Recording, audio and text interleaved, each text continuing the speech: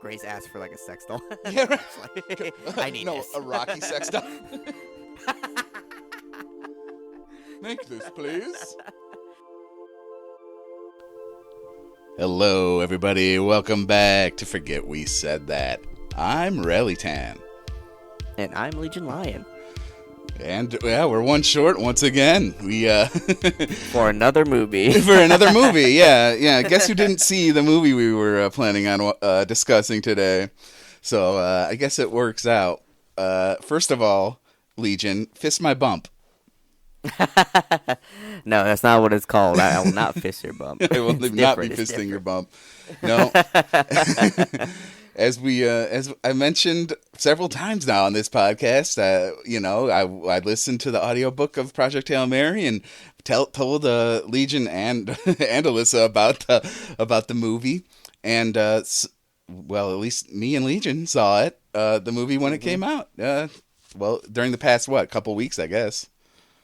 Yeah. So what? It came out. It came out. Oh, sorry, not to date the podcast, but it came out in March, and we watched it, and yeah, I didn't know anything about this movie, which is like probably the greatest thing, honestly, is staying away from trailers. And Aqua suggested it. I was like, okay, you know what? I like Ryan. He's gonna be in another space movie. Looking like Auramaxing and all that. Like, I'll watch this. So yeah, I stayed away from all the trailers. That's cool. I didn't really know. I did see like a little bit on TV, from here and there. I mean, it's hard not space to. shots of Ryan like running around. It was literally on during the Super Bowl, so it's hard to avoid. Yeah. So you saw? Would you say you saw him like running around? Would you say? Yeah, just doing some space stuff, like which is great because and this is not really a spoiler because it's in the trailer too. You find out that in the movies he's not alone, which I don't think is the biggest twist, but it honestly made the movie more enjoyable because it's the same writer as The Martian, and I thought the same kind of premise would go on. It would just be one guy surviving on his own, just doing stuff. So the fact that he has a friend really surprised me, and it made the movie way better. I think that's actually incredible because a lot of people were saying. In Reddit threads when the trailer came out, people were saying I'm so disappointed that they spoiled the Rocky, Mm-hmm. I guess if we're getting into spoilers, I don't know how far we want to go in, but let's talk about thoughts first. Before we jump into what we liked about movies, specifically about story stuff. I do think it's cool that you got that experience for sure. Mm-hmm. Yeah, because I don't think I would have been disappointed if they did show him in the trailer. Because I don't think that's it's part of the movie to keep that a secret. That a lot of the movie is going to be spent between two characters for the most part. Mm-hmm. So either way, it would have been really cool. But yeah, as far as thoughts, I really like this movie. One of the YouTubers that reviews movies that watch this called it Hopecore. Yeah, and I think that's the best way to describe it. Something you can really feel good about, throughout the movie. And one of the best things about this movie is the friendship between both characters. I've never seen a very non-sexual, just super bro bro friendship in a movie for a while. Oh yeah, and it felt good to have the both characters not be romantically involved, but very genuine about their feelings and what they want to do in the story. And to me it felt great through and through. Cinematography is super fucking good. Holy shit, I forgot if I said his name wrong. Oh, was it Roy Porter? No, that's the guy who does the narrations for the book. The cinematographer is super great. He did the latest Batman movie, and then he did the Dune movies, the recent ones that came out. And you can fucking tell because the movie is shot so well. I haven't read the book. Of course, imagination's really something important in books. You kind of create your own picture, but I think they really translated the atmosphere and the feel and the vibe really well into the movie. Just the planet that they go to, some of the space shots are just really well done. Yeah. And it's surprising they didn't use any fucking green screen. That's that fucking blows my mind. That is crazy that they didn't use any green screen in the movie. A lot of one of the characters, we'll get into it.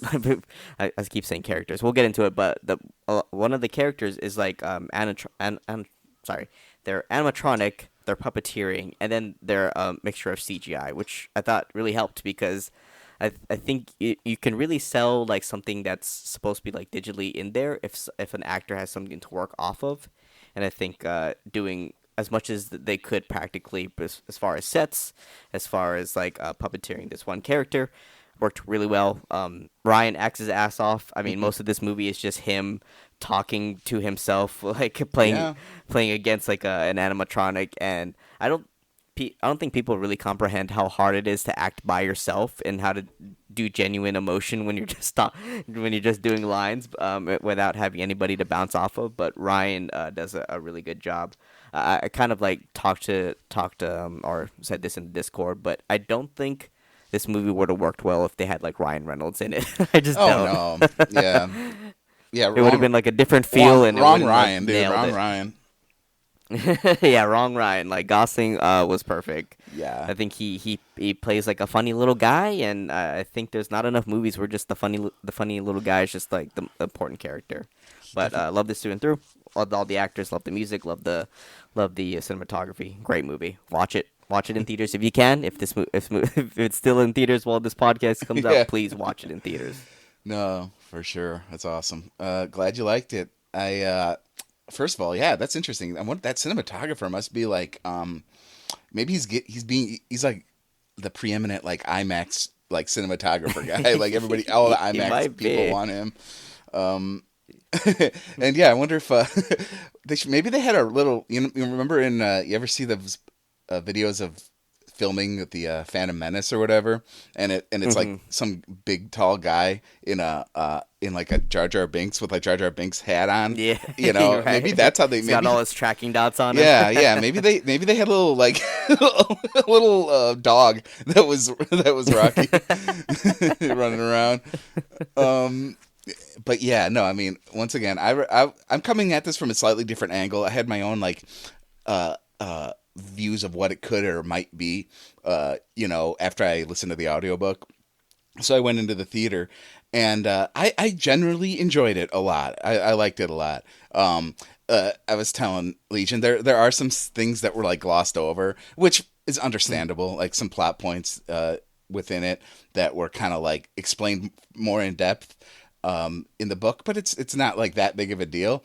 I think like you say, I think I really liked a lot of the shots. I really think the visual element, I think the movie is going to be remembered a lot for some of the visual elements. I was seeing people online talking about how they thought it was very colorful for like a space movie. There was like some, yeah, you know what I mean? Like they really went in on like, I think in their mind they were thinking to themselves, it's not, space isn't very colorful. So they definitely went into it kind of thinking of ways they could bring color to this kind of setting. And almost ironically, when I think about it, now that I think about it, I hadn't really had this thought before, but like the Earth scenes were actually probably the least colorful ones. And maybe that was kind of on purpose. That's a good point. Yeah. Yeah.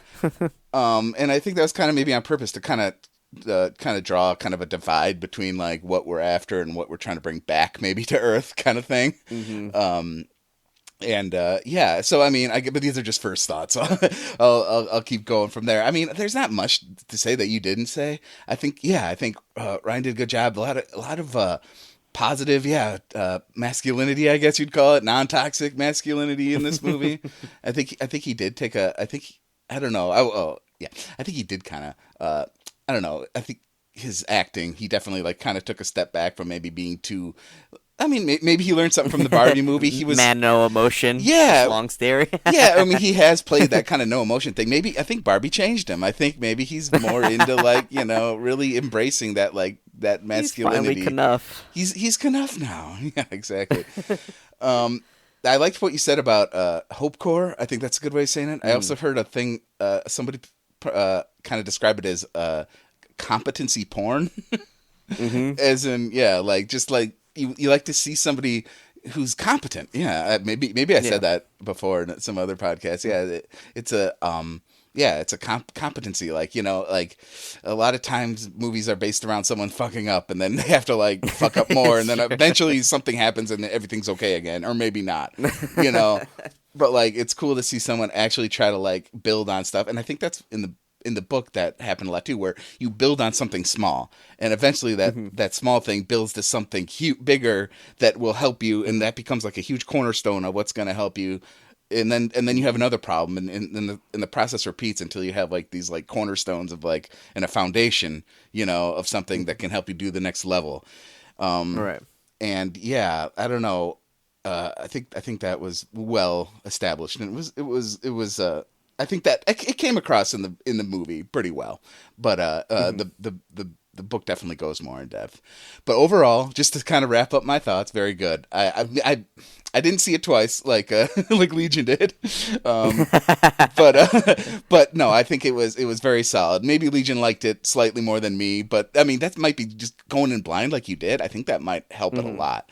I think that's really cool that you did that. Yeah, and like just sets a different expectation. Yeah. Right? Yeah, I think because like almost nobody did that. Almost everybody saw I was trying to like almost everybody saw the trailers and stuff. And but I think it's cool that you did that. And yeah, like the surprise of having of the reveal would have been crazy. And I kind of I'm more interested in hearing you kind of describe maybe some of that. So please, Legion, take it away. Yeah, so what is Project Hail Mary about? So basically, basically there is like there is amoeba in the universe, and it's been slowly eating away at our sun, but not just our sun, just multiple suns in our universe. A scientist or like I guess an astro enthusiast discovered like something that she named after herself, astrologer, which was the Petrovaline. What line again? Petrovaline. And what they're seeing is astrophage. If you want to get the actual word of it, yeah. So they coined it. Later on in the movie, they coined it as astrophage, and we find out that it's eating the sun, not just our sun, but multiple suns in the universe. You'll figure out why that's important later. So basically, the Earth is trying to mobilize everything they have to eventually stop that eventuality. Because if we have no sun, we freeze and we starve to death. I mean, I'm sure everybody knows that, but that is like a factual thing. Yeah. And so we kind of like go to Grace, and Grace is like a school teacher, which I think is fun. He is like an accredited doctor, but like we kind of find him as a school teacher and just doing like fun like school stuff. And like this is when I knew I was gonna like this movie, because just the way that Ryan Gosling, his character's name is Grace in the movie. This is the way Grace like kind of like interacts with everything. I was like, okay, this is not like Blade Runner or Drive, like Man No Emotion thing. This is like just Ryan just having fun, and like he's like the Aqua described. He's like a quirky character, but he's like the only one in the movie that is that way until we find another character. But I like that he has like a very like a whimsical approach to a lot of things. And like just like the introduction of him just teaching the students and like having fun with like experiments and things like that right before he gets grilled about astrophage and all that. Is that really eating the sun? Funny. Are we gonna die? I will say there's a lot of puns in this movie. Andy Weir, the writer, just to get that out of the way too. He likes his puns and little references, and a lot of that made it into the movie. And I guess this is a little pun because it's in case you didn't notice, it's Hail Mary, the prayer, Hail Mary, full of grace. Mm-hmm. So that's kind of where the name comes from. Just thought, in case anybody missed kind of that, there's some other kind of puns and references too. I'll try to point out, but definitely there's a ton. Yeah, but Hail Mary, full of grace. And then we have like the doctor character, like not the doctor, sorry, the director of I don't know, space stuff. Oh yeah, the Project Hail Mary. That she's married. Yeah, the director of Project Hail Mary, which is basically the Earth Initiative to get a couple of scientists into space, because even though this astrophage, this biological organism that's eating a lot of suns, it seems like it's not eating one of the suns that we know of in the Tau Ceti solar system. Oh, Tau Ceti. So Just yeah, so basically, that's the plot. Is like we gotta send people over to Tau Ceti. We don't know like why this sun looks okay, but we're gonna find out. It's a long shot. Somehow It's what the Tau, Americans got. Yeah, the Hail Mary. yeah, somehow Tau's fine, and yeah, they gotta. They're just. And they say it in the movie. They're just like, okay, so we get there in what, 20 years? Yeah, near light speed, I guess. I mean, I guess they figured it out. Oh, because astrophage, they use this fuel that can apparently get them to near light speed, which is crazy.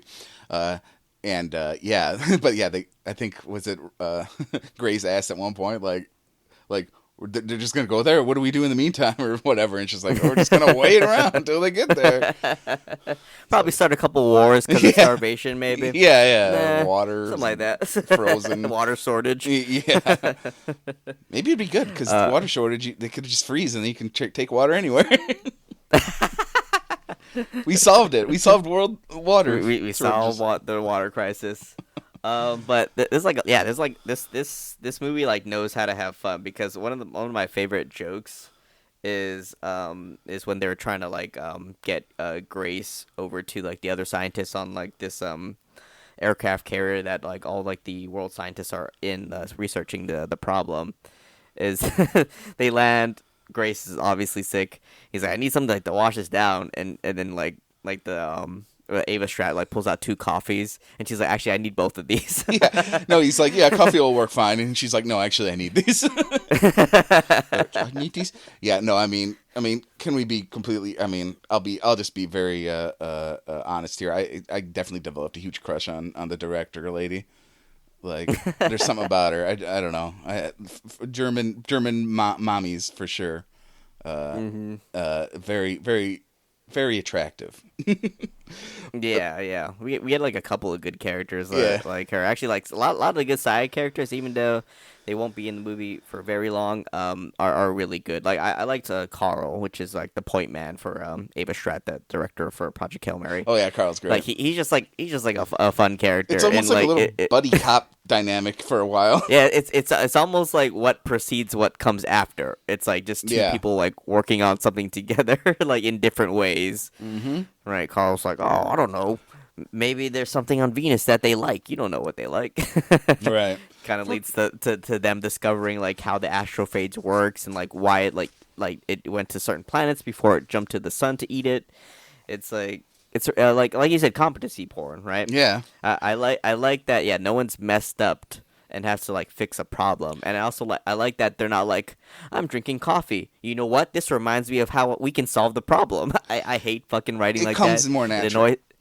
Yeah. Like when writing is just about like, okay, here's a problem. Here's like the logical step to like get to like what we think is the solution. Not just like I come up with an idea and now problem solve shit. Yeah, you know? right. You know, there's a whole the process of the solution and the process to get to the solution. Yeah, like an actual like scientific process, like hypothesis. You know, like it makes you feel smart. Theory, and it makes you feel smarter. Like, it makes you feel smarter than when Robert Downey Jr. just says like, "Oh, and then the processor, and then I fixed it. Now I'm Iron Man." And it's just like, what? Yeah, and it's just like, or like that BBC Sherlock show that everyone pretended that they like with Benedict Cumberbatch. Beneficial cucumber. When he beneficial cucumber. Where he's like actually like the villain would have done this because this gunpowder can only be made at this island. It's like yeah. So it's like, okay, those are cool facts, but like like there was no like actual process to that. Yeah, no, that's actually like I don't know how you jump to that. Like I understand like why it makes sense, but I don't know how you jump to that. Like jumping to that like annoys me because like the process could have been really cooler and more fleshed out. Like I'm not like a huge like science person, but like dumbing it down and then like explaining it through other things is really good. Or like explaining your process, right? I don't like when people are like, actually I know how to do this stuff, and then don't like really tell you like how to actually do like the pretty much the YouTube tutorial that's 30 minutes long compared to the Indian guy who made it for like 2 minutes instead. Right. Yeah. Like I got to the point and here's my process. No, it is. And like I say, the book kind of does the same thing. So that's why I was recommending that Legion listen to the book, and I will or read it, whatever you prefer. I'll recommend that to the audience too. It's great. I was going to say that whole trip on the jet, that was described really fun in the book. You know what I mean? Like just the way it was like how quickly he was gone, and then he was like waking up and falling back asleep and getting another pill. You know what I mean? Like it was just kind of it was like a 5-step process in the whole thing. He's like, then I think he had like a layover on some other aircraft carrier on the way in the book. Like it was pretty good. So yeah, and then although I think that joke in the movie was original, so that's great. I mean, I was being a horn dog, but like that actress or the actor, the director lady, she's a great actor. I mean, she delivers lines really well, and she has like that slight German accent, which sometimes couldn't hear some of the words she said, but like that even almost was also kind of realistic. Like I kind of miss like the beginning of her sentences sometimes, which is like that's kind of true to life, kind of. You know what I mean? I don't know. Like yeah, it was all a lot of genuine efforts in this movie. I don't know. Maybe it's Amazon. Maybe Amazon just doesn't. They're trying to like kind of do something a little different because it does seem like they weren't too. I don't know how to say it. The directing wasn't too restrictive. Like it looks like they let the actors kind of do a lot of what they wanted to do, and it kind of was a good collaborative effort from seemingly everybody. Yeah, I think that's like most important because a lot of like book to movie adaptations go really bad because no one's really talking. Yeah, executives have they have a vision and they want you to stick with it, but when the writer of the book is involved, when the composer's involved, when all the puppeteers are involved, when Ryan's involved into the process up until the director and the director of photography, it's like yeah, like everything's like collaborative and it like meshes well, and it really like shows in this movie too. Because like man, there's some parts like we're skipping around, but this is okay. It's not an official review. Yeah. But like there's like some parts when the music hits that are like so good. Like speaking of the hot German director, she does have like a scene where she's been like her and Ryan talk about like. How people like deal with like stressful situations in different ways. Sometimes it's like camaraderie, sometimes it's like relationships, and it's a really good scene because you think it would end there, but then that same like very serious, stern, like hard-nosed director comes out to sing karaoke, sings Harry Styles, and it was like a really like humanizing moment because I was like, okay, so she's like the character I would expect Ryan to play in this movie, but she has like a little bit more heart. She like as much as as clinical she has to be to like do this project, to save Earth, humanity. She's actually doing it for people too, and you can kind of see that through that weird karaoke scene that I like. It's one of my favorite scenes in the movie. Is just her singing "Sign of the Times" by Harry Styles. Yeah, no, that song's been stuck in my head now for a while, and it's her voice. It's funny. it struck me more than I thought in the moment, and it was it. And once again, like I'm not gonna hyperanalyze every line and like go too in depth, but right before that, she was saying something about how she doesn't find it hard to ask these people to go on a one-way trip, And I guess it is. I guess that was her way of saying I don't have you. I have. I guess that was her way of like kind of saying it's for the greater good of humanity. I guess is kind of what she was saying, but at the same time, that could definitely sound very cold and inhumane as well. So, and I think a lot of movies would kind of shy away from being like, oh, we can't have her say that. So like, yeah, they'd be like, she has to be like hopeful and good-hearted. Yeah, we'll make it through. Yeah, and once again, I think that might have been an invention of the movie. I don't remember there being. I don't think she had very many lines at all in the book. It was mostly flashback of like him like describing it. Like I don't think it was never from her point of view or anything. And like it was basically this dry like, oh yeah, I was told to do this and I had to do that. You know what I mean? And they told me this and they told me that, but there wasn't a lot of like heart to hearts. Maybe I'm misremembering, but I think I think the movie did a good job of like of going from book to movie. Like we don't need all those scenes in the book, but you might want that in the movie, so it makes sense. Yeah. So also like one of the funny things.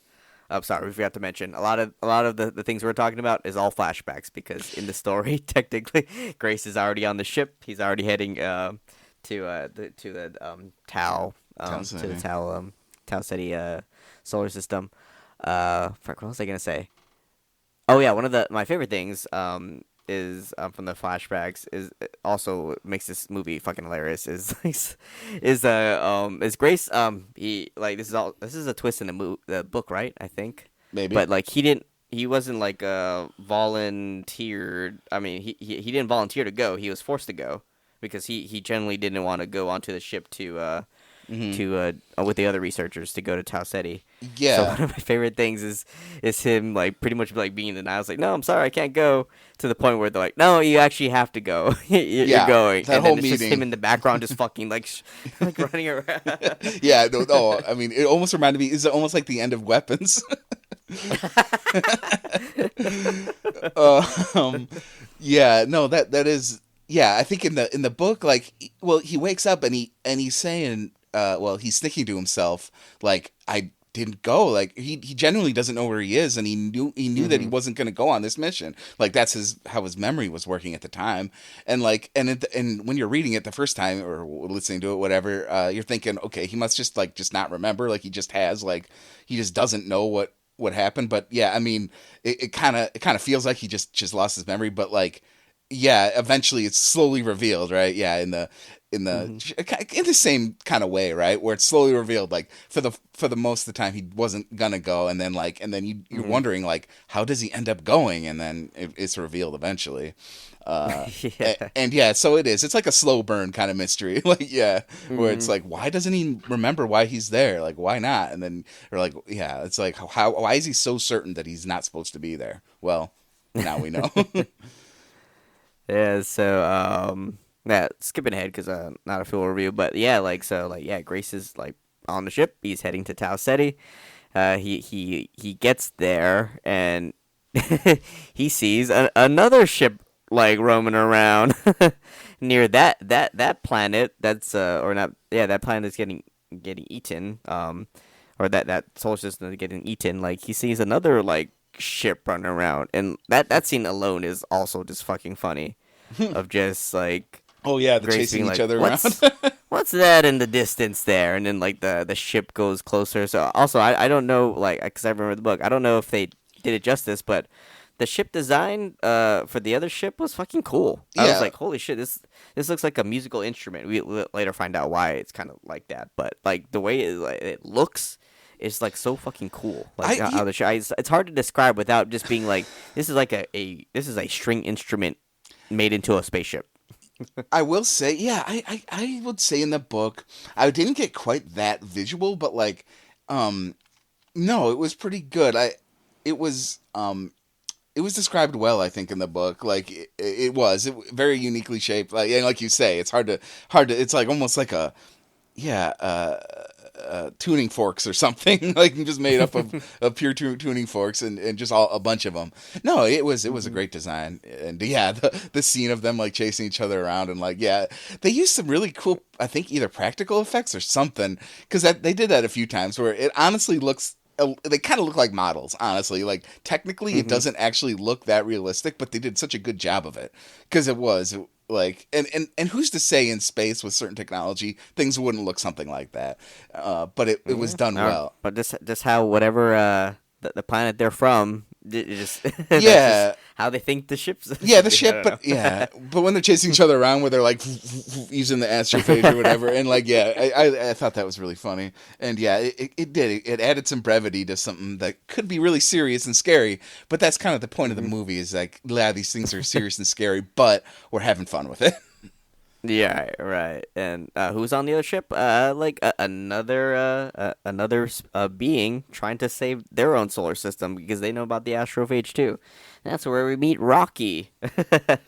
Rocky, our other person on the job here. Rocky's design is really cool. I think a lot of people like that I watched who watched the movies kind of echoed the same thing. Like for not having a face, like it's like a really like cool character, and that's just like all like writing. Like it something that like a reviewer brought up is like sometimes James Cameron has a hard time relating Na'vi to people, even though with their human faces and emotions that they do all the time. Somehow this 2-foot rock has like more emotional like weight to it than most of those characters do, and then I like Avatar, but that's like a good dig. I really like Rocky. Yeah. He's a really good character, and he's like so alien, like that. Like it's really cool to like just like have a character and just like them just based on their personality, not like their physical appearance. Good point. Yeah, no, I think Rocky was a cool design. Oh, what was I gonna say? Yeah, I'm trying to think of. Oh, in the book, the only thing that I think maybe this is what I just felt like I was missing since I liked the audiobook so much, and a big part of that was because the way they introduced. I mentioned this a little bit earlier. The way they introduce them and how they start talking to each other is so cool in the book.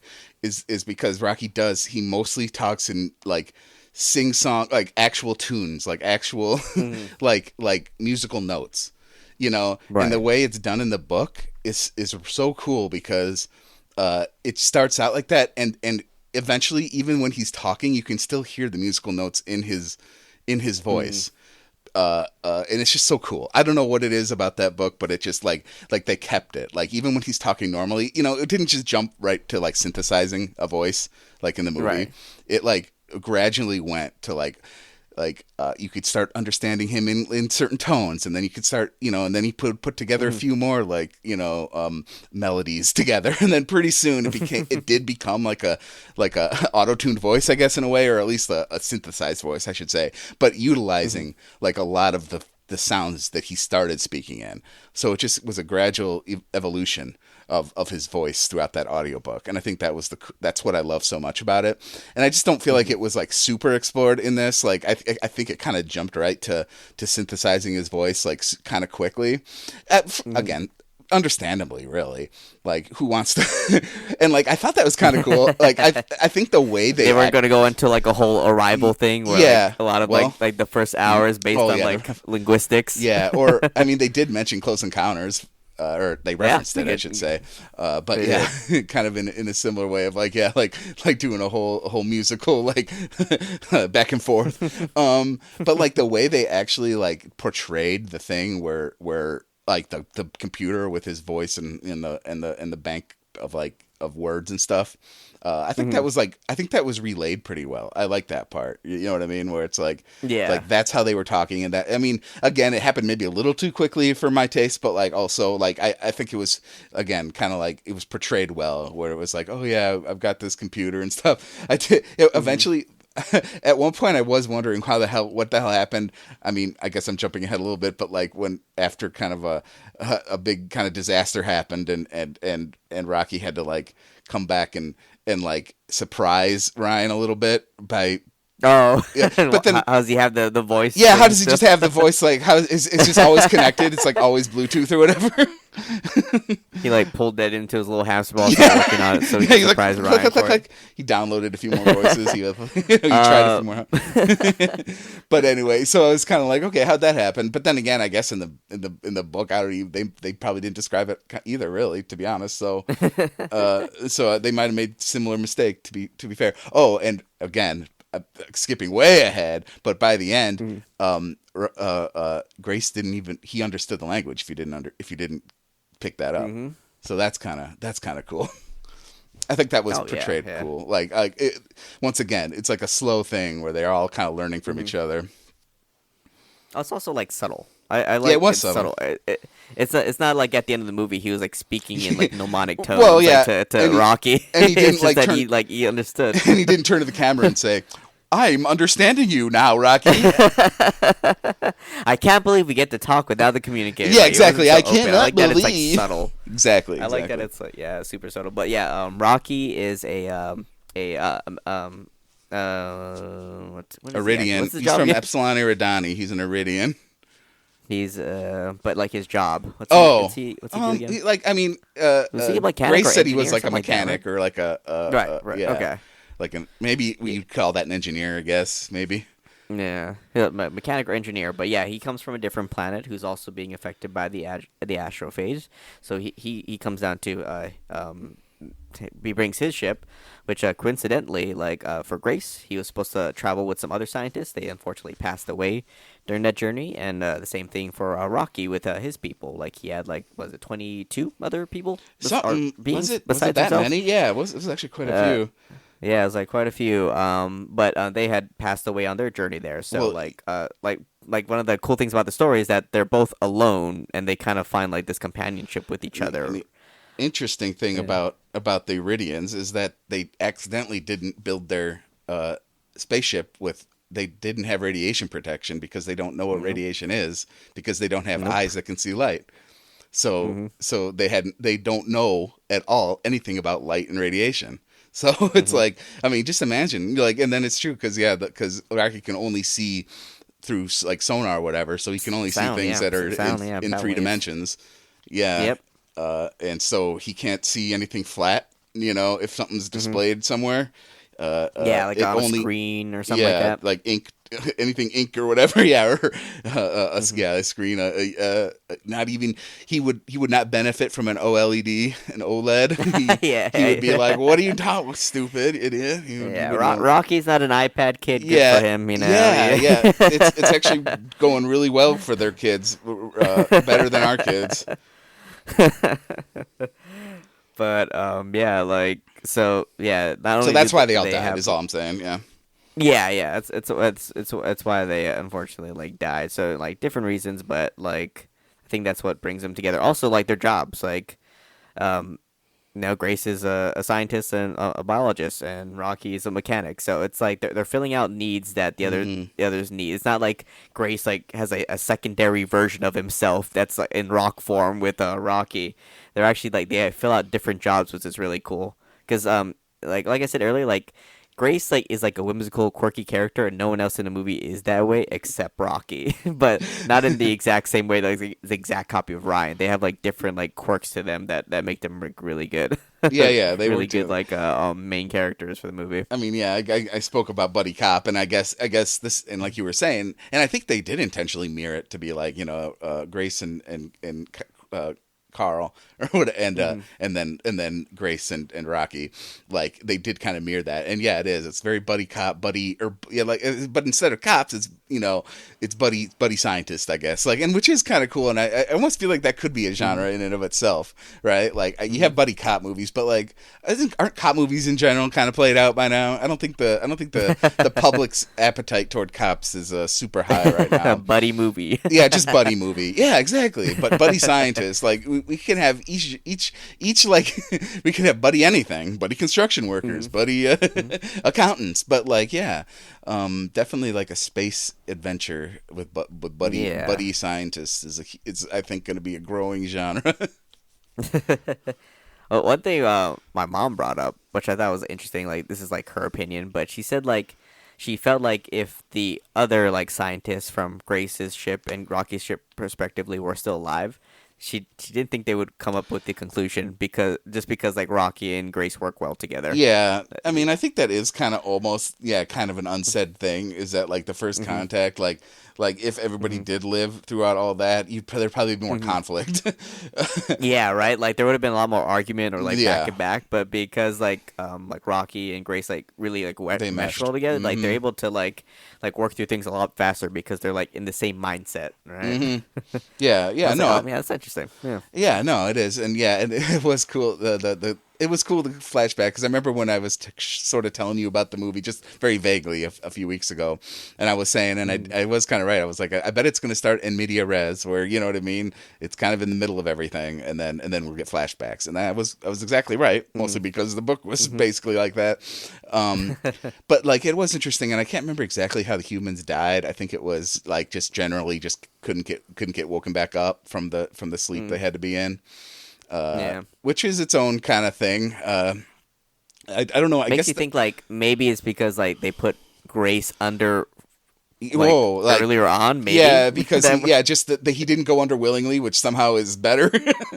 Yeah, he was just under the whole time, so that really helped or something. Yeah. I don't know how that works. Maybe they're always supposed to be under. It's basically like what? But something in like the coma process that they put the scientists through in order to get them to Tau Ceti, like fucked up for the other scientists. Only Ryan or Grace. It should have been a pilot and like what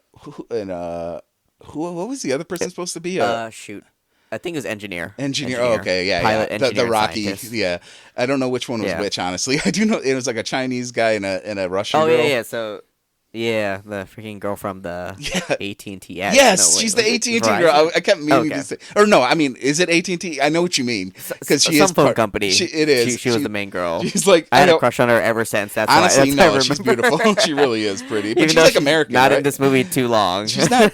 I didn't think. Is she like Russian to some degree, or did they just cast her? I think she is supposed to be Russian. I know she's supposed to be, but like the actor, I don't know if she's actually. Actress. Yeah, I'm not sure the actress. I don't know. Yeah, like I feel like she's just straight up American, like in every way. Oh yeah, probably. I just don't know. Maybe she has Russian like ancestry, maybe or something. I don't know. Or they just cast her. They're like, you're the AT&T lady. Okay, you're you're super hot. yeah, she is. She's beautiful. Too bad she had to pass away very early. Yeah, it's funny. Like I didn't watch the trailer, but I did like peep the IMDb before I watch the movie because I want to know the directors and writers and stuff like that. And I saw her. I was like, is she gonna be in this movie for long? Kinda not. It's kind of hard to say. Yeah. But yeah, a lot of the movie is just them working on the astrophagy and like understanding why this solar system in particular is not affected by it, and a lot of it's like just like Grace and Rocky like interacting a lot, and it's like the funniest thing, like especially like when they finally like kind of figure out how to communicate with each other and like kind of generate a plan. Rocky just kind of like throws himself into Grace's spaceship and is like, you know what, I'm gonna live here now, dude. it's gonna be my ship. yeah. No, that's pretty good. No, I mean, I honestly thought it kind of jumped really quick from like trying to figure out how to live like with each other's, thing, right. And then like it jumped real quick back to like I gotta figure out the astrophagy, which is fine. I can't remember exactly how it worked in the book. It actually I'm curious to read it too because whatever because a lot of Rocky's ship and then a lot of what Rocky creates is made out of like xenon, right, which is supposed to be a gas, not a solid, but they're able to like actually construct it into like hard like actual material.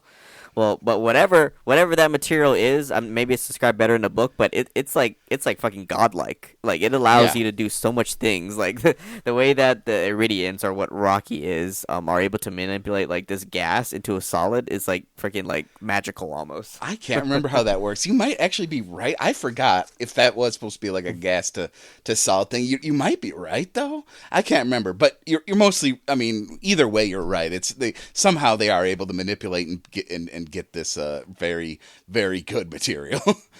Because this material, the gas that they made into solid, pretty much enables Rocky to live in Grace's atmosphere on his ship, like through this like small suit, and like it's never touched in the movie. Maybe it's better in the book, but there seems to be like no limit to it. Like he can indefinitely live in this little bubble he's created himself in other atmospheres or environments with this bubble. I can't remember. Like I was like, damn, this is cool shit. Yeah, but, that's like, a good question. That maybe it also like it gives Grace like a better way to like do things because of like how they manipulate the Iridians like manipulate this material. Mm-hmm. That may be one thing that's slipped my mind since listening to the book. I can't remember exactly how the metal. I mean, by the end, it does actually have some weakness when you breed certain things in it. But yeah, no, it's perfect. And I will say there was a really long segment of the book where Rocky was building the chain for going down and fishing in fishing out. Yeah. I guess that's Tau or what? Yeah, Tau 1 or whatever, Tau 2. And Adrian. Yeah, Adrian. Yeah, that's what yeah, you're right. It's Adrian. Hey, Adrian. there was like long I don't know about long, but like for some reason in the book they concentrated a lot on Rocky was building that chain for like so long. Like, I mean, it didn't exactly. I think it just said it, at some point. Like he spent like 5 days or something like that. I think that's an author thing. I think where like if I'm not mistaken, I think there's like several chapters committed in The Martian to like how he was supposed to get to one base to another. Like he like goes through like a couple math like segments. Yeah, and, like, I think he does. He's in the freezing cold. He's like, I can probably survive this. He gets a little obsessed over certain things, which is funny because that's what I was saying earlier. Like, there's some things that get glossed over in the movie, and some of it's understandable. Some of it I kind of wish was kept in, but I think the author, Andy definitely does like to concentrate on certain things that that Amazon or a movie director says we can maybe skip that. But they find out like that there is an amoeba on this planet that eats astrophage, and that's been pretty much like it's pretty much been keeping the astrophage at bay from eating their planet their sun entirely, because it's actually keeping them at bay. So yeah, like Aqua said, they form a chain, and this is probably like the most tense part of the movie. Yeah, is getting the Grace like going into low orbit to collect samples from the atmosphere from this planet to get this predator amoeba to the astrophage. Wow, that sentence sounded so weird. Yeah. But it makes sense. But it's like one of the biggest like climactic points in the movie because I guess neither one of their ships are really capable of going into like low atmosphere, at least like sustainably for any amount of time. So it's about like collecting the sample, that way they can figure out how to like mass produce this amoeba so they can send it to both Rocky's home planet, of course, and then of course back to Earth as well. Actually, we'll talk about the end of there. We'll talk about that later. But yeah, that's pretty much one of the biggest points here, because it's very dangerous. Obviously, that Grace has to go outside of his ship to actually winch this fishing hook that Rocky made to collect samples back into there. A lot of chaos, like shit breaks. Yeah. Things go flying around. But one of the things that before we get to that part that I want to mention for cinematography is the fucking shot of the planet Adrian is so fucking beautiful. Yeah, that could be that's an iPhone background. That's like you could put that in the background of so many things. Right? But like how the planet looks like this great awesome like greenish hue, like it's always in a constant state of I was gonna say Ouroboros, Aurora Borealis. But yeah, that scene, and then when they collect samples for the Petrova line that's happening for that planet. Yeah, that like was the fucking cool shot scene. where like the ship like aligns with the Petrova line, and there's just like this red hue of like sparkling lights. And he's having a moment. Yeah, it's funny. Like in the movie, what's it called? Grace says like he like does like a little flip here, and like Rocky's like, "What are you doing?" And like Grace is like having a moment. I was having a moment watching that scene. I was like, "Holy shit, this is so cool! Music's hitting just right." Like like right now, it doesn't feel like anything's dangerous happening. I can just enjoy this scene for all it's worth. And speaking of, I just want to say it was really good. That was cool. Yeah, speaking of Grace outside of the ship, the moment when earlier in the movie when Rocky's sending him things from his ship over to when they're trying to make first contact with each other, not really sure about each other yet. Yeah, and those capsules are coming at him, and the first one doesn't, or he misses it or whatever. Well, he does. He goes out and he's able to catch it, right? And I didn't know second time, yeah. Yeah, the second time. And there's a subtle little thing, but really when he's catching it as if he's catching a football from a Hail Mary pass. You know what I mean? I'm just like, I think that was actually a pretty subtle little kind of thing, in my opinion. Because, I mean, I think that is what the idea was for him catching that. It looks like a Hail Mary catch in a football game. So I thought that was kind of there's like cool. a lot of like good like subtle things. Yeah. Maybe subtle, not so subtle. Yeah, I don't some know of them aren't that subtle, but like they're nicely. But like naming the planet Adrian is so fucking cool. I don't know. Yeah, because, I mean, that's the just character's like Rocky, I mean, and that's like, that's his a dad wife. joke. Yeah, Adrian. I actually, when I first heard that it took me like a minute to get that when I heard it in the book the first time, because it just seemed so like a non sequitur. He's like, I'm naming it Adrian. I'm just like, I'm sitting here thinking like, because he just says it so confidently. She's like, "Oh, it's Adrian." Yeah. And I'm just like, "Wait, how'd you think of that like so quick? Like, what do you?" And then like, "Oh yeah, okay, I get it." I think because sometimes I jump to Rocky Horror Picture Show, so I'm just like, is that a reference to somewhere in there? Like what? But to be fair, like I don't think I would have made that connection if Grace didn't bring Rocky into that room with the 3D OLED LCD screens around there. I know what you mean. And he was showing him the Rocky the movie. I was like, oh, Adrian. Okay, yeah. I didn't notice that, but okay, fair enough. Yeah, there's a little cute scene because there's a room on Grace's ship, which is basically like surrounded with LCD screens of things from Earth. Yeah, it's like an immersive sim kind of room. Yeah, pretty much. For mental wellness, I'm guessing, right? Yeah, honestly, it's probably needed because I would need a room like that to feel the same. But like, yeah, in showing him all this, he shows him the Rocky movies because that's what he named Rocky because he looks like a giant rock or like a small rock, I should say. yeah. But yeah, so like that's where I made the connection because he was like showing him Rocky, and then it was like the scene where he wins, and then his wife goes and hug him. I'm like, oh, Adrian. That's what they call the planet Adrian. Yep. Yeah, it's your mate. Yeah, because I don't even know if that was in the book either, where he's like, "What's your mate's name?" And it's like, it's just like, oh my god.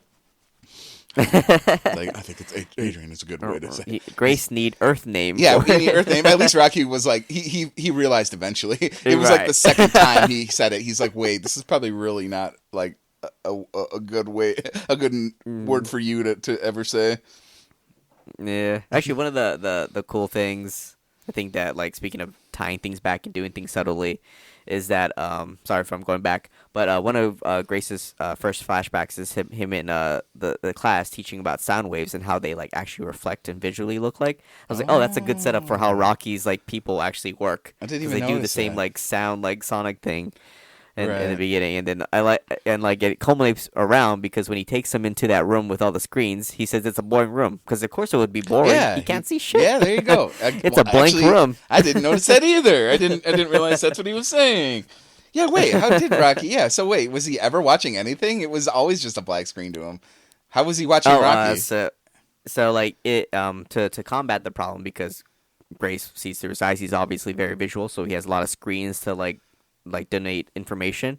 Rocky creates like an actual like device that allows him to see like screens like and what's happening on them. Yeah. So he's able to see like all like the computer readouts and of course that room there. Convert like the light waves into to raised bumps because he's like because he the original name he wanted for Adrian was small coarse roughly moderately coarse rough planet.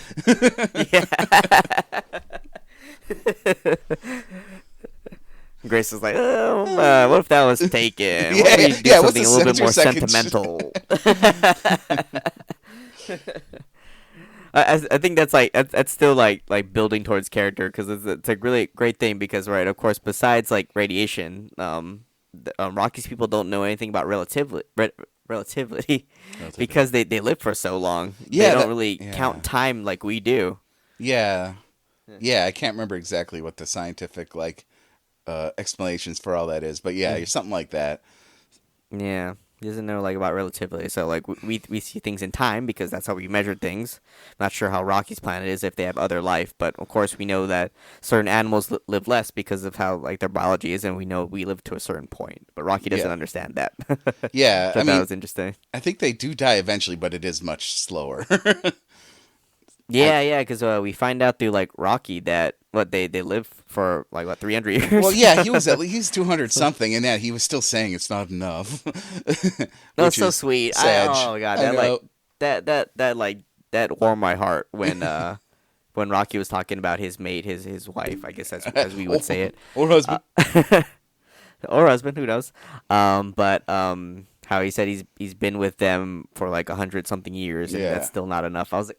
Says feels peppy hands, man. Feels strong, man. Yeah, for sure. But so they in fishing for stuff, like a bunch of chaos happens. Like the ship fuel line breaks, the astrophase starts leaking out, which puts the ship into a spiral. Grace gets knocked out because he got hit in the head, and also the G forces that are pulling. He was able to jettison the fuel tanks first, to be fair. Yeah. But he wasn't able to stop the centripetal force or whatever the hell, and he passes out. Yeah. Yeah, to stop from passing out. So Rocky, he does a sacrifice thing. Yeah, Rocky might be, I can't remember in the book what happens, but he might be a little bit more immune to like the centripetal force kind of things because he doesn't have blood. I think that's the thing. Yeah. You know what I mean? Also, like a rock creature probably is fine. Ship doesn't have gravity too, right? Normally, his ship. Yeah, something like that. Yeah, I can't remember. He doesn't normally have gravity on his ship, so yeah, I guess that wouldn't really mess with him as much. Yeah, I mean, it sucks that they didn't get the radiation shielding, but like everything else for these guys is pretty easy for space travel because they don't have blood, which is actually huge. I never really thought about that, but like, and guess, especially when it comes to like something spinning like that. Yeah, like, also like I guess like environment like. Yeah, we're opening a whole another can of worms, but like life support is also different for Rocky, right? Yeah. Because us humans, we need oxygen. Of course, we also need some sort of radiation as well coming through a little bit anyway. Their planet. I just realized this too because people have been talking about it online. But their planet is like more gravity than Earth. So even then, like if that force was working on him, the centripetal force, that was still like even if it was like because I think it's like 2 or even more times the Earth's gravity, so he would have a lot more time, like to that force wouldn't be as strong for him because he's already used to it on his home planet. Even if blood, blood isn't an issue anyway. But even if it was, that gravity might have been still like kind of similar to his planet. So he was able to kind of help Grace out a little bit. But he has to break out of his suit, pretty much like hurting himself. Yeah, well, the actual atmosphere in the Hail Mary is pretty bad for him. It's like super cold, I guess. But I mean, like I think he's getting like maybe some sort of frostburn or something. Because remember when he was putting that thing in the box, the clocks in the box, he says, "Wow, that's hot." Grace was saying. So it's like. So I think he was getting burned, but like in a different way than we're used to. It's not like than what we would do. Yeah, it's like we would get physically burned from high temperature, but it was like his rocks are being frozen or something. Right. But Rocky and his people, they burn super hot. They're hot people. Yeah, they're very hot. God, they're hot beings. I'm getting a body pillow with Rocky on it. It's so hot. But yeah, they're hot people. So yeah, breaking out of his suit, hurting himself to get Grace into like medical. Oh man, had me tearing up a little bit. Yeah, getting him into the medical bay, which the medical robot actually ended up being a bit of a character by the end of the movie. Right, that's it. Right. I guess we can. It's like some sort of AI, right? Because I guess it's kind of like it, like not in the way that it's Claude. Can, learn and talk to Grace, but it knows how to discern certain situations. It was Obviously, it gave Grace medical condition while he was unconscious. Somehow. Get yourself a medical robot that's Claude, not Grok. But it kind of had a personality by the end. It was like nodding and like it was like chilling with the boys. Honorary boy.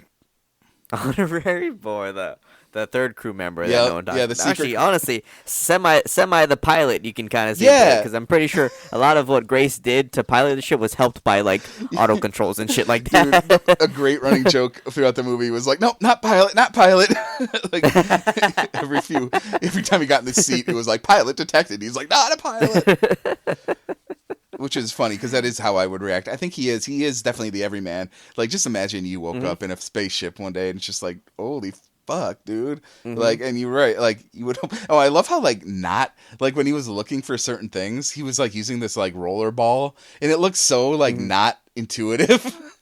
Remember when he was like looking for like something out there, some sort of, I don't know if he was looking at the Petrova line or what, but he was like using this roller ball trying to find like to like figure out his place was in the galaxy. He was trying he kept zooming out. I was like, Jesus Christ, that takes forever, dude. That would give me a panic attack. Do you ever like when I would play the Universe Simulator? Remember that one time I was like on stream and like I was like zooming out and it starts getting existential and it starts freaking me out. It does. That's some primal fear for I think a lot of people. I've had dreams too where it's like I'm zooming out I'm like on Earth, and then you zoom out and you're like next to this huge like black hole or something, and it's like bigger than like anything you could ever imagine, and it starts our fucking solar system. Yeah, and it starts giving you a panic attack, and I don't know, man. There's something very primally like terrifying about that. Yeah, dude, like scale is crazy, like because like in the beginning. We're like keep backtracking. In the beginning, when he's like as amnesia and he's like trying to go through the ship's map to see where he is. He's like, okay, where's our sun? Where's our sun? Holy shit! It's like fucking 11 light years from where I'm at right now. Well, at first he thinks the sun he sees. Yeah. Right. Since the sun he sees is like his one, but like it does get existential, right? Because even like being like in orbit, even our solar system is almost like a death sentence. Yeah, because depending on how advanced of technology we are, like to get back to Earth, it must be like a crazy fucking feat. He was already freaking out, and then he says the line. He's like, "What are we around Neptune?" And he's like already freaking out about how far it is. The casualness of that too. Yeah. Neptune? Where are I mean, Mona? Where are we? Yeah. He's like, because he was very casual about it. He's like, yeah, this has to be Neptune, right? And then he zooms out 11 light years. It's like, what the fuck? Because like unless we like learned how to wormhole technology, even at light speed, like that's you pretty much can't light speed get is back very to Earth slow. like in a manageable time. Yeah, it is. It is very slow. Like people don't realize that because sci-fi has rotted your brain. But it fucking takes a long time to travel across the universe. Long time. If we had light speed travel right now, some of the closest stars would be reasonable. But that's about it. Like some of the closest stars would be a few years, like he was saying, like 4 years or whatever. But I mean, a round trip is still like a decade. Right. So you're not going to go there and come back. You're back out. Right? Yeah. It's not like a quick trip that will take like a month. It is genuinely a long fucking time. Which I guess doesn't affect Rockies people because they live so long. Well, I'm sure they still hate, to them that's still like a couple of years or so, you know what I mean, on the same scale. Like it's still like, well, maybe like, 10 years is more like a year, which is still kind of a big commitment. Mm-hmm. I feel like. Yeah, that is a pretty big commitment. I mean, like for in the movie, right, which I guess we glossed over. It's a one-way trip. It's a one-way trip in the movie. Like every scientist that Earth has sent to fix this problem is not going to come back. Well, I love the Russian lady's plans for her for doing a sewer slide. She's like, a shit ton of heroin and some good music or something like that. I can't remember. And a shot of vodka. She's like lethal injection, heroin, like vodka or some shit. Yeah, and then that's what Grace says later. He's like, lady, I owe you three bags of vodka. Is that contraband? Did she sneak that on the ship? Yeah, maybe. Allowed? I think maybe in the book, maybe it was. Also, and was it subtle? I feel like this was subtle, and I don't even know if this was in the book. It might have been, or maybe they kind of made it more. But he was kind of an alcoholic, isn't he? Grace. Yeah, I mean, like in the beginning part of the movie when he's like, well, there's fucking nothing else. Like, I'm dead anyway. It's like he just fucking gets hammered. Yeah, and like he was pretty drunk at the bar. I think he was. Yeah, because he was really slurring around when he was talking to the German mommy, like before they left. And then I think that was maybe implied as to why why he's kind of just stuck in the middle school teaching the middle school because he had maybe a little bit of a drinking problem with something else. Like to advance into other things. Into other projects. Maybe. I don't know. I feel like that was kind of just very subtle, but like he definitely, I think that was kind of a thing where he was a little bit, and that, that's why he felt very stuck and kind of alone. And that's why I think he didn't have very many outside relationships either, But I mean, then again, nothing to like hold himself to Earth, right? And I think this trope does exist, or like these people do exist where it's like, they actually are really good, like, children teachers. They just also are a bit of an alcoholic. Like I think that person does exist more than you think. Hey, everyone got their vices. Yeah. I'm pretty sure some of the coolest math teachers I've had were all weed smokers. I can't confirm it, but I'm pretty sure. I had a nice like English teacher, and she was like she was getting older, but she was a sassy kind of lady, and like I feel like, I don't know, maybe it's just rumors going around, but like I feel like people have said like, yeah, she likes to drink her wine. Like no, like I don't know, maybe I'm misremembering. I won't say anything about her. She's such a nice lady, but I feel like I just heard like rumors around school where she's like, yeah, she's really nice and she's older, but yeah, she's a wine mom, a wine grandma. So yeah, I feel like but like it's something you don't think about too much because it's like if someone's so good at being like a middle school teacher, you might not really expect it. But it just seemed like it because at first he was just chugging that vodka. And I don't blame him either. Holy shit, could you imagine? Right, in that situation? Well, I mean, like, also, like, in that point in the movie, he doesn't really have all his memories, so he Yeah. just thinks he's out here for, like, no fucking reason. Yeah, just like you're literally floating in a tin can, which I don't know why they didn't play some David Bowie. But yeah, I definitely. And then he would just spend all his time in that 360 sphere from Las Vegas room. Yeah, it's a reverse sphere. Actually, I guess it wouldn't be because it works on the inside too. Yeah, it's a Vegas sphere. It's a sphere. It's a Vegas sphere. They just put it in the Hail Mary. They said, Vegas, we need it. And they're like, all right. Okay, how much porn was Grace watching up until he got to Tau Ceti? That's a good, right, yeah, for sure. Yeah, a lot in my case. That's a good idea. I like this theory. Actually, I want someone to write this now. Like something happens and they said, we need the Las Vegas sphere. We need to shoot it into space. I'd watch that movie, dude. This is how the astronauts come back home. They find this sphere on the planet. They're like, "Fuck, that's shining so bright, we got it." It just sounds like such a stupid premise, but that sounds just really fun. They attach it like to the space station, and then they fly somewhere. Yeah, that's a cool premise for a goofy sci-fi. Right. But yeah. Oh yeah, one of the things that also like made me cry is that when Grace actually does come back to consciousness after the whole fishing incident.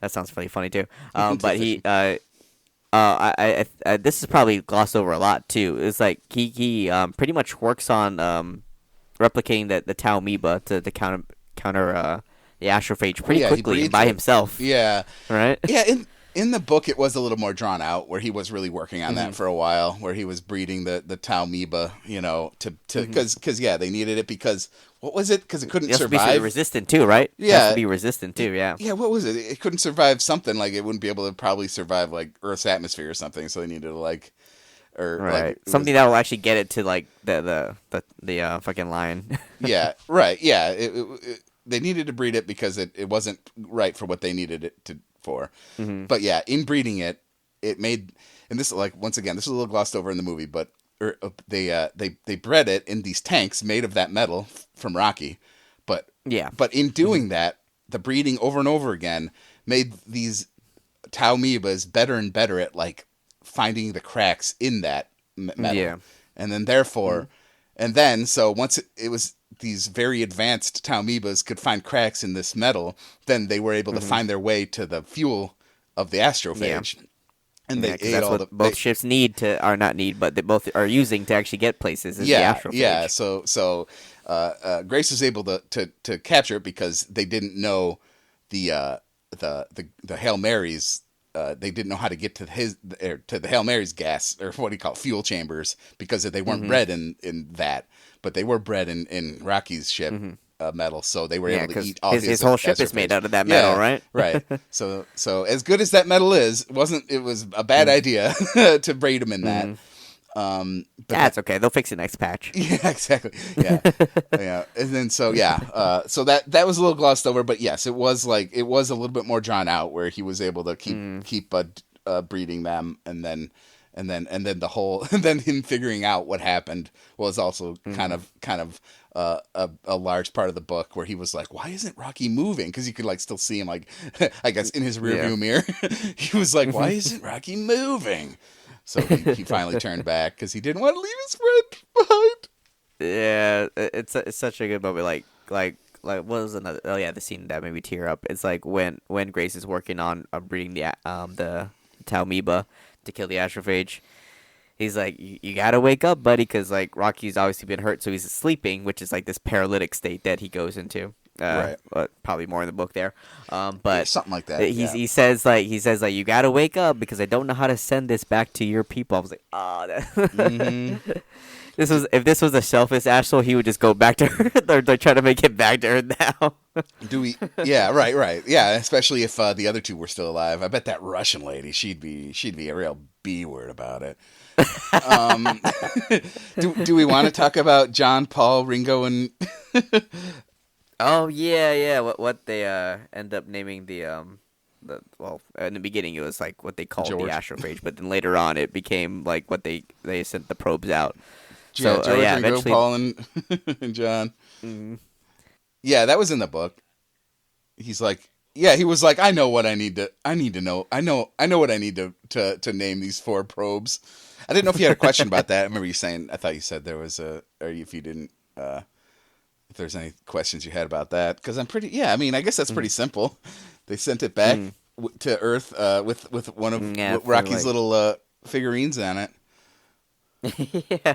yeah. They pretty much send the samples via those cone shaped I guess like drones, or what would you call them? Probes? I don't even know what you call them. Probe? Yeah, I guess you would call it probes, right? Yeah. Because yeah, much, reverse probes because they're coming back to. Yeah, I mean, yeah, and then they were able to send it back, and I mean, I remember that being kind of a thing because in the book, Grace is like, I don't know if I'm ever at least I can send these back.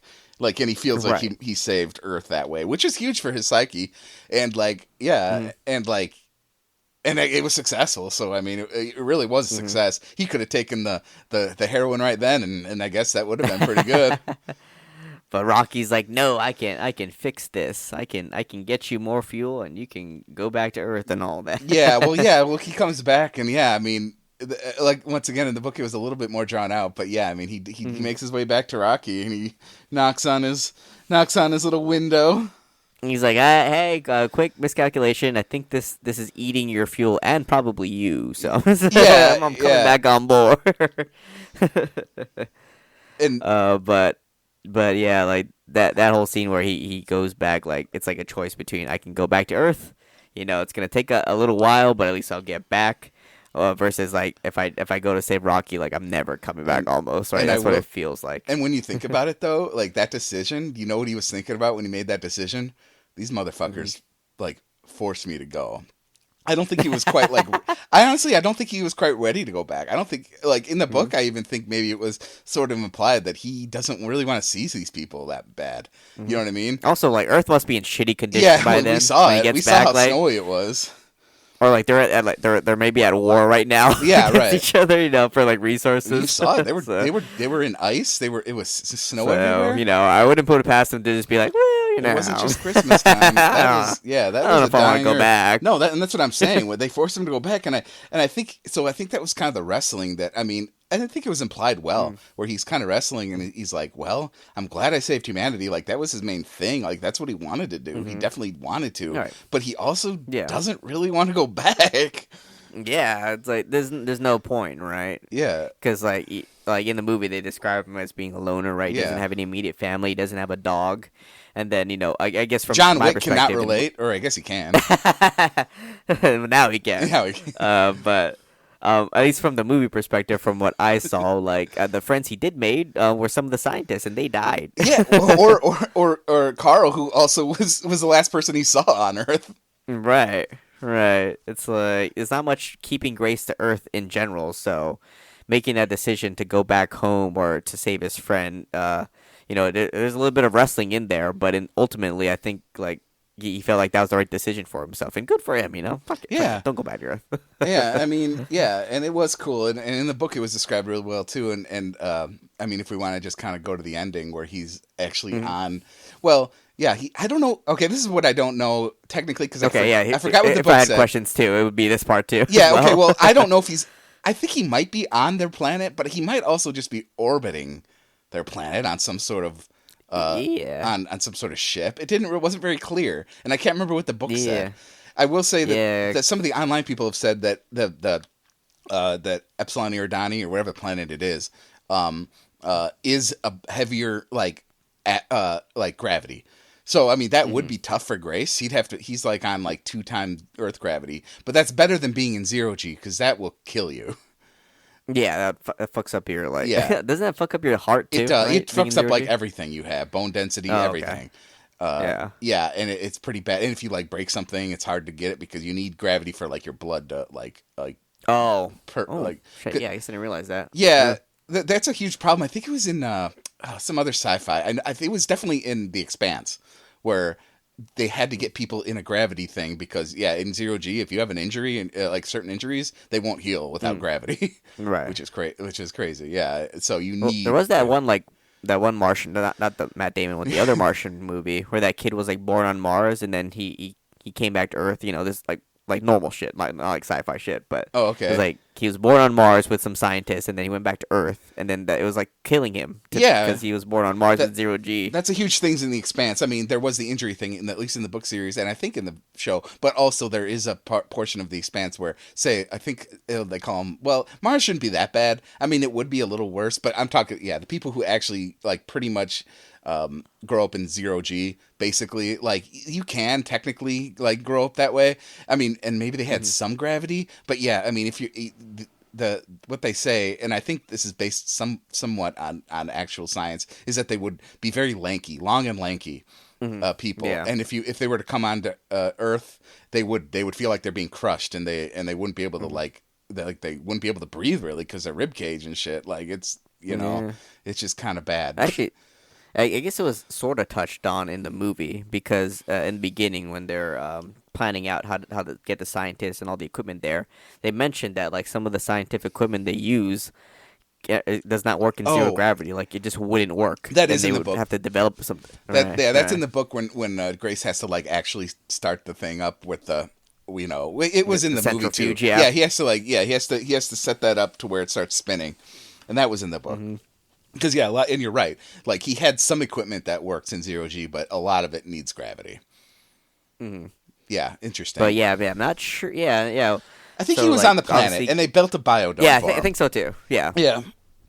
But like Grace, of course, helps his friend. So obviously, he goes with Rocky back to his planet. The people there are very nice because they set up his own biodome, which I guess they should because he pretty much helped save their. He did, yeah. Planet. I mean, I would imagine that. I guess they should owe him that, right? If an alien basically came to Earth and he said, "Hey, I saved y'all," we'd build him something.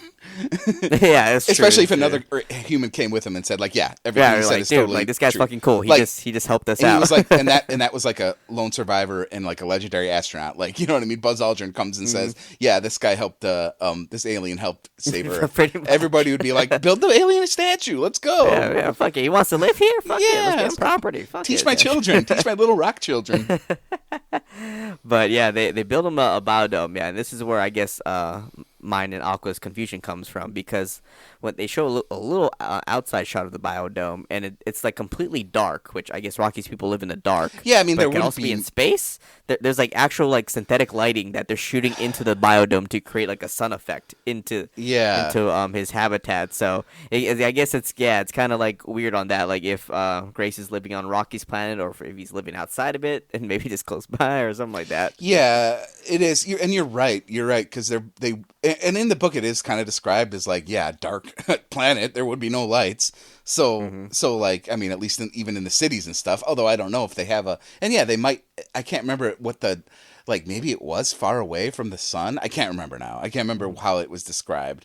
I guess likely in the movie, it's like on its side, right? The planet is like actually on like a horizontal axis, and only one side of the planet gets like the sun, and the other side is like completely dark. Maybe it was. At least that's what it looked like on the movie side. Now I can't remember. I don't remember that scene. Okay, fair enough. I'll definitely watch it again. Nice blue planet with a couple rings. Cool. I mean, at least you watched it twice. I didn't. I only watched it the once. Okay, that could make sense. They might even live in the barrier, like if it is tidally locked, a planet. Like that, like a lot of times life will be in the seam, but where it's somewhat light and somewhat dark. A lot of life will like be on the Twilight Zone, yeah. Yeah, I guess so. Yeah. The Twilight Zone. Yeah, not the show. No, I know what you mean. Not the show or the vampire movie. The actual scientific zone in the sea. Yeah. So like a lot of life will revolve around that. And you know what? Maybe that was what it was in the book. Now that I think about it, it might have been kind of one of those things where the life lives in the Twilight Zone of the tidally locked planet. That might have been it. Interesting. Okay, we're learning a lot of things. Yeah. That's why this movie's so good. Yeah. But they build them a dome, and like it looks like some like a wood house, but probably not. It looks like it might be just like repurposed parts from his ship, Grace's ship. That's another good that they question. made into like a home. I can't remember what. Because like a lot of it looks like it's wood, but maybe I'm remembering it wrong. Maybe it's like actually like paneling and shit like that. Yeah, I mean you're right. Why wouldn't they build a house for Grace repurpose? Well, no, but they redid the Hail Mary anyway. They said they fixed the Hail Mary up, so I don't know how they could. Right. Yeah, so it must be. I mean, it's probably at the very least, like you say, maybe you're right. Maybe they do have wood, or at least or I guess if they're so good at their metallurgy, maybe they make anything look. They can make anything look like anything. I think Grace asked for like a sex doll. Yeah, I need this. a Rocky sex doll. Make this, please. That would be funny. Now you know why I didn't have a wife. Speaking of the AI thingy on his ship, he also brings that That's down what I'm with saying. him. Yeah, it becomes a character. Like it starts emoting. It does. maybe the Rocky people had the Eridanis. Maybe they have some sort of technology that gave it like consciousness. Maybe that'd be kind of sick. Yeah, actually. That's a good sequel. But I copyright that idea. I copyright. Andy, I copyright your whole story. Andy, don't you ever listen to this podcast?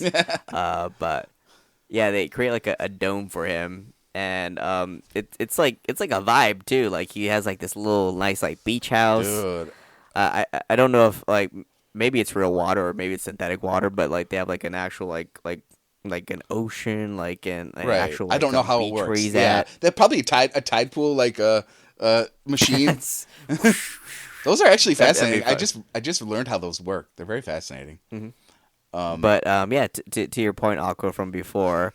Like Rocky knocks on his door. Also, one of the funniest jokes. I don't know for some reason, it's like they both leave the little cabin and Grace forgets to close the door and Rocky's like, "You close door," and he's like, "What? I thought you said the neighborhood was good around here." And he's like, "Rocky make door for Grace. Grace close door." I don't know why I fucking burst out laughing stupid. at that part. Hey, whatever tickles your pickle, dude. That's fine. But yeah, they're like walking on the beach, and Rocky's in his little suit because he's in Grace's environment again.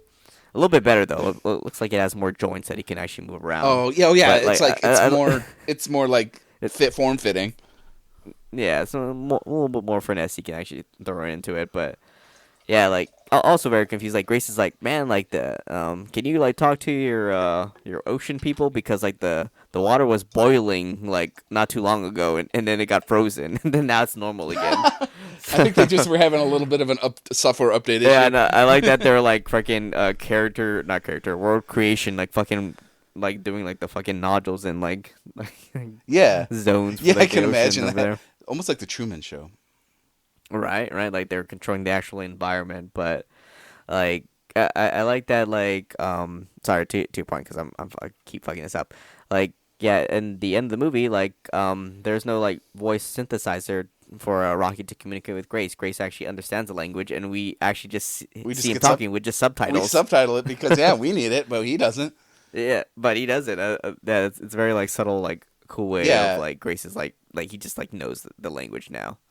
Yeah, that was cool. And once again, he didn't have to describe it. He didn't have to say, "It's so great having a conversation with you. Did that just happen?" Or whatever. That just happened. No, it's really nice. And yeah, and at the end, he's teaching a middle school class again. Mm-hmm. Like little, I don't know if they're his kids or maybe one of them is kids. Oh God, with little Ryan Gosling, little Rocky's running around. One of them has a little Ryan Gosling head. The Rock with Ryan Gosling's head, but yeah, he's going back to teaching kids again, and he's teaching them about relatively because like the Rocks don't know what that is, so obviously he's an expert on how. There you go. I didn't catch works, that. Right? Wow, that's awesome. Right. Well, like what's the speed of light? Right. Obviously, Rocky's people don't. And they're care like, about "What's that, light?" Right. Exactly. Like things that like actually light Yagami. That's the only light I know. But it seems that like Grace has his purpose again, and doesn't. Yeah. There's no really need for him to go back to Earth. In fact, in the movie, he says it. Like Aqua mentioned earlier, they fixed his ship. He can go back home. I'm sure it'll take some time, but he can go back home. Yeah, and it seems like he's already sent the sample, so it's probably a better Earth than it was before. Right, and he's gonna wait. He's gonna. Yeah, you're right. Like it's a good. You ever do that thing where you're like, I'll just let the party go for a while until people are kind of into it, and then you go. Once it stabilizes a little bit, now I can go back and don't actually go there like not be miserable about shit. Don't go at the beginning party. You arrive and you're the only one there, and it's awkward. Grace goes back and they're still trying to figure out how to create alcohol again. They're still breeding them. They're like, and then they're like, wait, didn't you say the breeding? And then, oh no, they infected this tank and that tank, and it's just like, oh my god, like the astrophage all got eaten. It's like, no, I mean, I guess that's good. They'll but figure is it bad? it out. Now we don't have fuel for what I mean. Now we don't have astrophage fuel for space travel. Dude, starts jettisoning Earth. When you think about it, sun. Oh man, I hadn't thought about this either. When you think about it, like back on Earth, the economy for both astrophage and Tau amoeba, like those are going to be currency. Yeah, it really would be. Yeah, and you need both. Also, also inflation must be fucking crazy. Grace goes back and a fucking bottle of Coke is like $15-$30. Yeah, and he has to like sell a book, and and he has to my time in space. Yeah, and then it's Rocky because otherwise he can't make any money. Yeah, it's too much of a resume gap. Yeah, just stay on Rocky's planet. Yeah, I think it seems like he's really happy just teaching and doing stuff. Obviously, they have some way of making food for him, or he would have starved to death. So honestly, like that content, good life. Stay there. Yep. Yeah, no, I think I would make the same decision. Who could say they lived on an alien planet? Yeah, especially since that cute Russian girl died. There's I know, right? Yeah. I mean, ideally she survived, and then she spends time with me on that place. But okay, whatever. But she can maybe she got injured, so she couldn't do it, and it was still just me and Rocky, and we could just forget about the girl until later. Yeah. Oh yeah, there's something I do know about the book. Apparently, you don't really get an update on Earth once everything is done there. No, not really. You don't really get to see. So seeing the probes make it back to Earth, and then the director getting the video logs back was kind of nice. It was touching. I get to see what's happening. Yeah, obviously, Earth is very cold because the sun's powering down. But knowing what's happening on that side is good. Right? Yeah. It's going on standby. Seeing what goes back on Earth is kind of cool. I mean, I think you're right. We didn't get a scene. I mean, to be fair, I think in the book it was pretty well implied that it wouldn't be fine. It would be. Yeah. I mean, I guess no answer is good. No news is good news on that front in the book. Yeah. The Beatles made it back. Here comes the sun. Beatles made it back. Maybe we should just rescore the movie and just change that part. Yeah, I know. I just wanted to. I mean, I'm change sure. That song. I mean, yeah. Wouldn't that have fit so much better? I don't know. I don't know why. It would have been cute. Yeah, I've liked that. It would have matched what the movie is. Maybe too on the nose. Fun, lighthearted, hopecore. Either it was too on the nose, and they thought that, or the rights from Michael Jackson's estate was too expensive, or whoever owns Who Comes the Sun. I don't know who that. Oh, it's funny. For the Harry Styles sign of the times in the bar on the ship, that was almost the week of they didn't really have a plan for a song, and then they just thought of Harry Styles song, and they just got the rights to it, and then started to film it in that moment. That's cool. Where did you learn that from? The IMDb page or whatever? From Interview. Okay. Yeah, shoot, that's pretty much the end of the movie. There's no Avengers end screen, which is thank God. I saw an article. And it said what you should know about the end credits of Project Hail Mary, and you go into the article. It says there's nothing after the credits, and I'm just like, what a clickbait article that was. But generally really good hope core, just feel good movie, and I've already glazed it in the Discord when I was talking to these guys, but it's one of my favorite movies this year, and I feel a lot of things won't come up to that point where it overtakes that. It'll probably we'll see. There's a lot of year left to go on, but this is my favorite movie of this year. It doesn't need to be your favorite of the year. I'm just glad you liked it so much that it's going to be in the top few. Mm-hmm. I mean, like, you guys know from last time, like, I wouldn't shut up about, like, Sinners or Weapons because I love those movies. I won't shut up about this movie. I'm going to speak its praises. I'm going to tell everybody. I've already, like, almost, like, semi, like, peer pressured all my family to watch it, so they've been watching the movie and loving it. I feel like Patient Zero. This was such a whim of a book that I downloaded to listen to.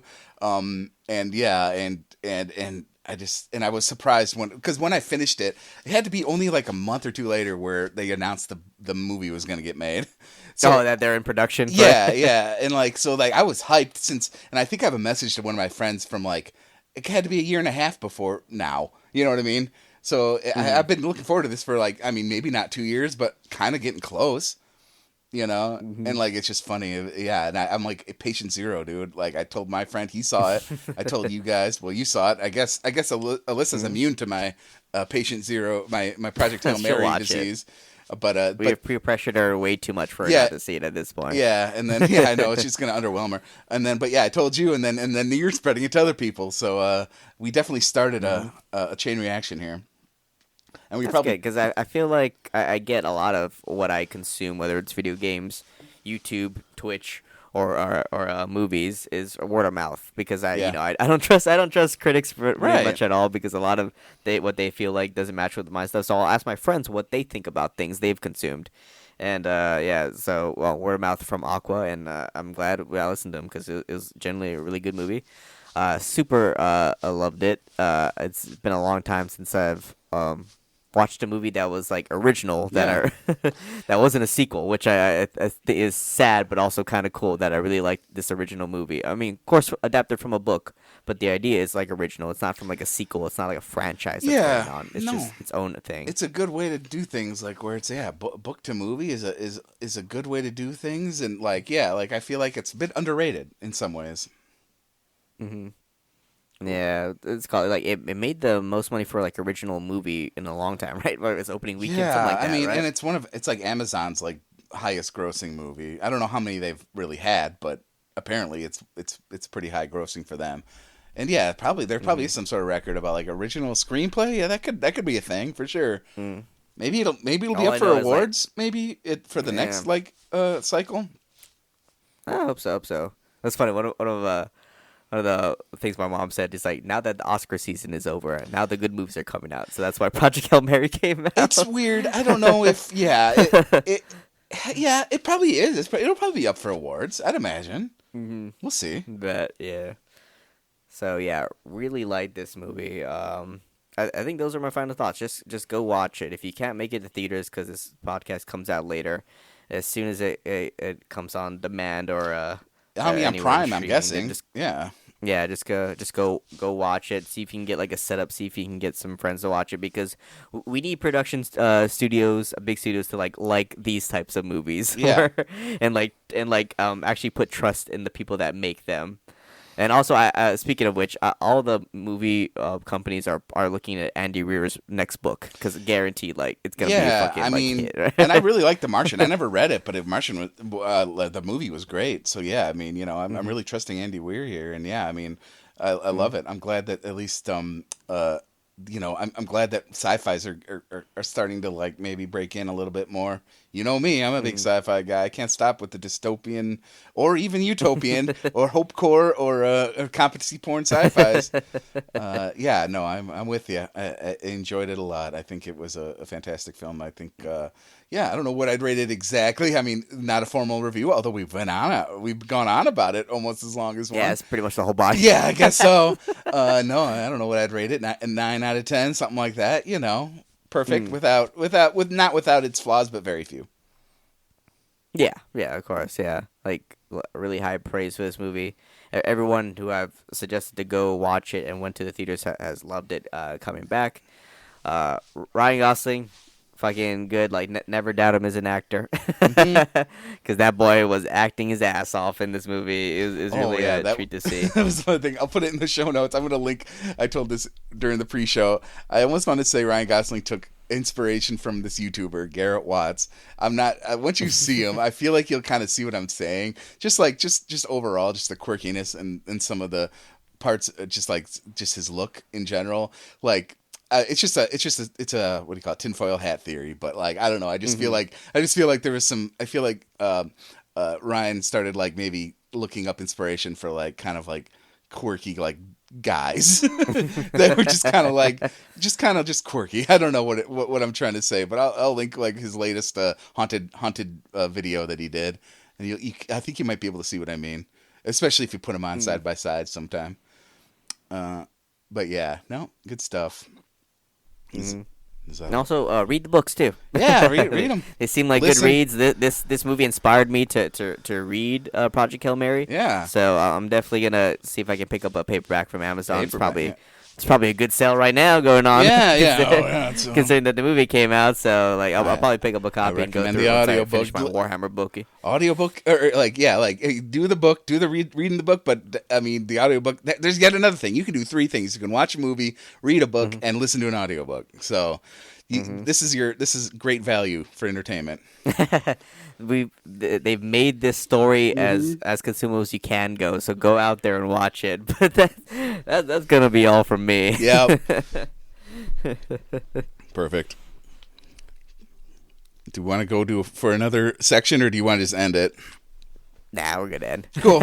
We'll end. We're good. All right. Well, thank you everybody so much for listening to Forget We Said That. I'm Relytan.